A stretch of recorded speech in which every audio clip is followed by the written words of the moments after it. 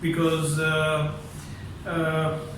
in generally 12 market questions where there are 8 marks for analysis and there are 4 marks for evaluation, generally this type of question comes. That is, discuss the advantages and disadvantages of maintaining a free floating exchange rate, or discuss advantages or disadvantages of maintaining fixed exchange rate. Similarly, even examiner may ask this question as well. Discuss advantages and disadvantages of both free floating exchange rate as well as fixed exchange rate. So let's technically analyze those and let's how do we answer this question. So remember these things, friends. Today in my first lecture I'm going to explain the advantages and disadvantages of maintaining free floating exchange rate. So let's analyze these advantages one by one, and later on in my other videos I'm going to explain how you do evaluation. So the first advantage is automatic balance of payment correction. The first advantage which a government will have if it maintains a free floating exchange rate is that there will be automatic balance of payment correction will take place. How? For example, if there is a deficit in current account, right? If for example imports are greater than exports, current account is deficit, then what will happen? The quantity demanded for rupees will fall. Similarly, we know if there is a deficit, means people inside an economy, they are spending more on imports, and obviously exports are less. Obviously, there will be fall in the demand for Pakistani rupee, and currency is going to depreciate. The currency will depreciate. What will happen? Once depreciation will take place, remember this thing, DEC. This is not the December's abbreviation. DEC makes devaluation or depreciation make exports cheaper. Remember this thing. This is a very valuable concept. DEC means what? Depreciation or devaluation makes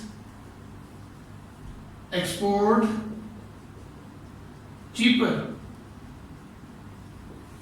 So what will happen? DEC will be active, depreciation will make exports cheaper. So what will happen? So once export will be, the prices of export will be less, exports will increase. So export revenue for the government will increase, and import expenditures, because we are spending on import, those expenditures will decrease. As a result, country's balance of payment current account deficit will automatically be curtailed or automatically be corrected.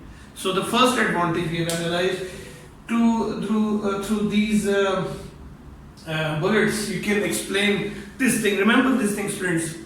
Whenever you are making analysis, you just need to explain. If it's why it's an advantage, you identify that you have identified a point that there is automatic balance of payment correction. Why it's automatic balance of payment correction will take place if government is pursuing with the free floating exchange rate. Remember, and what impact will it have on the economy? So you will explain with the example, with scenario. For example, if there is a deficit in current account, and if let's suppose so demand for the currency might decrease, the currency will be depreciated. So once depreciation will make exports cheaper, as a result, export revenue will increase and import expenditures will fall. As a result, balance of payment, this equilibrium will be automatically curtailed. First advantage. Coming to the second advantage, there is no need to maintain foreign currency reserves. We have already discussed this thing, that in case of free floating exchange rate, there is no need to maintain separate foreign currency reserves, foreign exchange reserves. Why it's an advantage? Because it's very expensive to maintain these reserves. And secondly, the most important thing is that so government can concentrate on other macroeconomic goals. Instead of maintaining reserves, there are many problems. So it's better if government do not maintain any foreign exchange reserves, and rather government concentrate on other macroeconomic issues such as maintaining creeping rate of inflation, increase in GDP, and maintaining low level of unemployment, reduction in income inequalities, etc. So government will have concentration of the government will be on other macroeconomic aims. Exchange rate is not the sole, or you can call the main focus of the government. This is advantage. Similarly, the third advantage what you can explain is decrease in risk of currency speculators. Remember speculations. Remember, this is a very important point. Remember students, when free floating exchange rate, what we have already explained, the exchange rate that will be determined will be perfectly valued. It is neither undervalued nor overvalued. So as a result, there will be less speculators attack on such currencies. So yes, it's also a very plus point because speculators do not generally attack such currencies. Okay, so this is advantage. Coming to the last advantage, automatic macroeconomic adjustments will take place if economy pursue with free floating exchange rate. How? For example, if currency depreciates due to any reason, then once again we know devaluation or depreciation makes exports cheaper. What will happen? One, exports will be cheaper. X minus M means import, exports minus imports, right? So balance of trade, a country's balance of trade will improve, or X minus M factor will improve, because obviously when exports are cheaper, export revenue is likely to increase because it's cheaper to buy goods from us. Similarly, import expenditure will fall. Eventually that will increase the X minus M factor, and we also know that X, if you talk aggregate demand is equals to consumption plus investment plus government spending plus X minus M. So we already know if X minus M, if any of these factors increases, later on I'll upload video on that as well, then aggregate demand will increase. And we know if aggregate demand of all goods and services in the economy, if that increases, then as a result real GDP increases. Real GDP increases, people living standard increases, and there is a reduction in unemployment. So government other macroeconomic gains are also achieved. So these are the one side of the argument, or we can call the advantages of maintaining free floating exchange rate. Okay. As far as the limitations are concerned, obviously in economics or even in business studies, if there are pros of something, there are always cons of something. Let's analyze those. The first one is exchange rate may fluctuate frequently. Remember, if exchange rate is fluctuating more frequently, because we know demand and supply forces, they keep on changing. So there will not be, certainty in exchange. It will keep on. Today if appreciation is taking place, maybe tomorrow depreciation is taking place. So you see, if there will be more frequently, if let's suppose exchange rate is disturbed, then the impact will be on trade and investment. Investors are not attracted to such countries where there is a fluctuation in their currency, not stable currencies. Investors will never come and invest in those countries. So yes, this is a limitation. FDIs will never come in such countries where there is more fluctuation in exchange rate. So trade and investment can be damaged. Coming to the second point, and this is very technical point as well, let's analyze those. There is no need to maintain price stability. There is no pressure on the government to maintain price stability. Why? Let's analyze those. If removes pressure from the government to have stable prices. Why? So government have to rely on decrease in exchange rate to restore loss of competitiveness arising from inflation. For example, if there is an inflation in the economy, right, and country is losing its competitiveness and it's pursuing the free floating exchange rate, what will happen? But the government is basically relying on depreciation of exchange rate, because once depreciation of exchange rate will take place, automatically goods will be competitive in the international market. But there is an issue with this as well. However, cost push inflation may occur due to decrease in, because if there is a depreciation in exchange rate, imports for example become expensive. So if raw material firms are buying raw materials, if they become costly, then cost push inflation may arise. So this is a limitation. Similarly, the next one is no guarantee that current account deficit will be decreased or curtailed. There is no guarantee. How you can explain in papers? Remember this thing, students. Speculators are buying currency, then current account deficit will not be reduced. If speculators believe that this currency is about to increase in its value in the future, then they will keep on buying that currency, buying more rupees. So as a result, despite free floating exchange rate, currency will not devalue, depreciation will not take place, so current account deficit will never be settled. So these were the pros and cons of what we call advantages and disadvantages of maintaining free floating exchange rate. Okay. Okay, now let's analyze the advantages and disadvantages of maintaining fixed exchange rate system or managed float.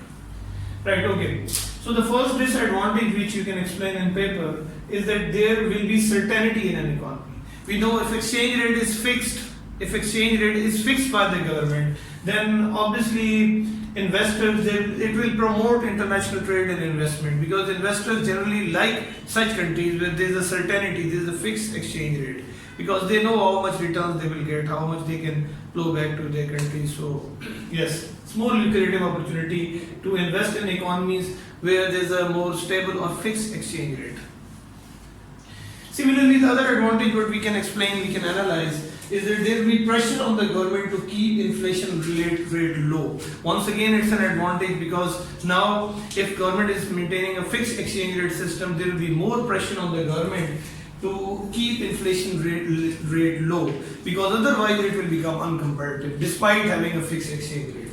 So that the loss of international price competitiveness do not put downward pressure on exchange rate.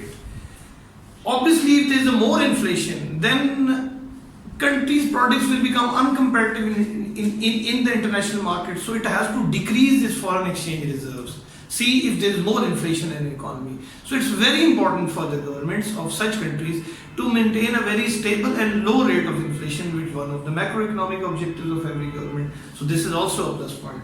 Otherwise, if government do not maintain a creeping rate of inflation or low rate of inflation, then its goods will become uncompetitive in the international market. And what will happen? That will bring in negative pressure on the country's foreign exchange, and country's foreign exchange can be decreased substantially, which is another not a good sign for any economy, because I've already explained maintaining suitable foreign exchange reserve shows an economic health of a country. So this is. Then the third advantage we can explain is that discipline on domestic producers. Now this is very important.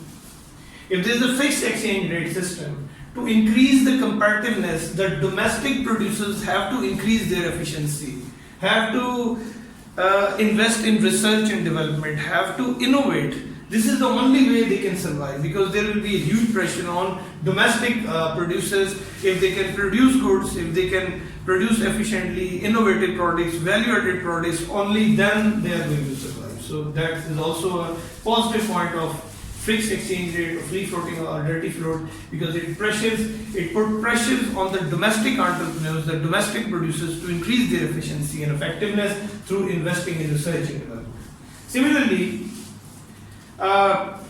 even in free floating exchange rate, we know there is some flexibility permitted. Government allows certain, I've already explained in my previous videos, that there are bands, upper and lower band. Certain flexibility is allowed.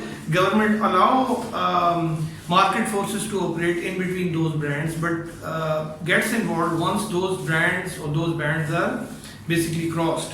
So yes, this is also a plus point, that some flexibility is permitted, bands are available. The sign, if let's suppose government decides to currency is being devalued, then this is this negative sign, the sign of weakness if government has to devalue. If it's decreasing, this means it's a negative sign for the government. Coming to the cons of maintaining fixed exchange rate system. So the first, you can copy these things, you can explain in your own way. I've tried to simplify the analysis as much as possible. One of the disadvantages is that need to maintain foreign exchange reserves. Remember students, maintaining foreign exchange reserve is a very hectic job for the government. It is very costly, because you need to maintain foreign exchange reserves either in form of currencies or in form of gold. So it's very expensive. And secondly, there is an opportunity cost involved as well. What does this mean? Government might use that for which it has maintained in form of foreign exchange reserve, might allocate those funds on some other productive ground, maybe building some dam or motorway, or maybe helping poor, or anyway. So you see, there is always an opportunity cost of maintaining foreign currency reserves. This is also negative. Okay. Similarly, the next point what we can explain is that government may sacrifice other macroeconomic objectives. Now the main focus of government is to maintain the stable or to fix the exchange rate, to stable exchange rate. So what will happen? that if, for example, government may increase interest rates so that more hot money will flow inside the country, as a result exchange rate remains fixed. Acha, what will happen? That we know increase in aggregate demand, increase in interest rates will decrease aggregate demand. We have already studied contextually monetary policy. If interest rates are increasing, obviously cost of borrowing increases. So as a result, investment will decrease. Similarly, if interest rates are increasing, then people will like to save more and spend less. Consumption will decrease. So once consumption is decreased, investment decreases. As a result, aggregate demand decreases, and we know very well if aggregate demand decreases, then a country's GDP, real GDP may fall, unemployment level may shoot up. So you see, so what has happened that in order, if the government focuses on the maintaining fixed exchange rate system, it has to sacrifice the other key macroeconomic objectives, which could be very devastating for an economy. Similarly, the last disadvantage which you can analyze in paper is that the more speculators attack. Remember friends, generally in a fixed exchange rate system, the currency is overvalued or undervalued. Generally, if currency is overvalued and undervalued, then speculators can attack and destabilize the whole system very easily. So they will attack such currencies, and they can derail the whole system. So see, these are the pros and cons of maintaining fixed exchange rate system. Okay students, now coming to the evaluation part. After analyzing the advantages and disadvantages of both free floating exchange rate and fixed exchange rate system, how would you evaluate? Remember one thing students, evaluation is your opinion or your judgment. It's not a conclusion, it's not anything else, it's your opinion. You need to reinforce your opinion. Basically, after analyzing the pros and cons of something, you need to recommend, you have to give your opinion, right? And don't be reluctant to give your opinion. For example, I've tried to evaluate this thing for this question. After analyzing the pros and cons of both, for example, the question was, discuss the advantages and disadvantages of maintaining free floating exchange rate system and fixed exchange rate system. So what have I done? That in first two paragraphs, or maybe one paragraph, I've analyzed the advantages and disadvantages of free floating exchange rate. Then I've analyzed the advantages and disadvantages of fixed exchange rate. And then I'll write the final judgment paragraph for evaluation. How will I do evaluation? See. Now here you need to recommend that the merit of free floating exchange rate outweighs the limitations of fixed exchange rate. Give your opinion, obviously, and you also need to support it with the base argument and the most important argument, since in free floating exchange rate there is no need to maintain foreign currency, foreign exchange reserves, which is very costly if there is an opportunity cost involved. So this is the prime reason or the prime opinion you will give, and later on you will keep on justifying yourself, how your basic opinion, how. However, then you can explain that there are limitations of free floating exchange rate as well. You've also analyzed that. So there is a strong need for government intervention, because you don't need to analyze or you mention the limitations, because already we've done that in analysis. You simply need to write this, that there are limitations of free floating exchange rate. So that gives birth to strong government intervention. So what's the solution? That the government this problem is cured through managed float or dirty float, where government sets an upper and lower boundaries or bands, and in between it let market forces to operate, because we know the dirty float or managed float is a mixture of free floating exchange rate and fixed exchange rate. And this is how you can do evaluation. So you recommended that the solution is managed float. This is how you do evaluation. You're giving your judgment. Thank you very much. Okay students, please make sure to like and subscribe my channel, because it is going to motivate me, and I'll try to upload for more videos. It will be very valuable for you. Thank you very much.